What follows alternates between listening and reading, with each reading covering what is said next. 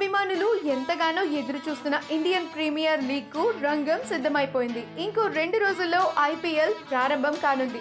గత సీజన్ల కన్నా భిన్నంగా ఐపీఎల్ 2020 జరగనుంది. ప్రేక్షకులు లేకుండా ఖాళీ స్టేడియంస్లో మ్యాచ్లు జరగనున్నాయి.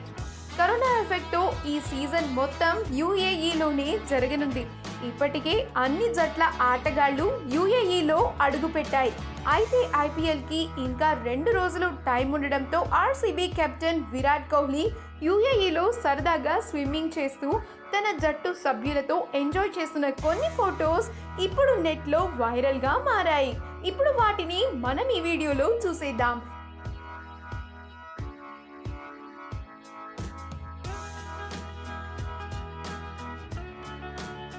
ఈ వీడియో కనుక మీకు నచ్చినట్లయితే మీ అభిప్రాయాన్ని కమెంట్స్ ద్వారా మాకు తెలియజేయండి. మా ఛానల్ని సబ్స్క్రైబ్ చేయడం మర్చిపోకండి.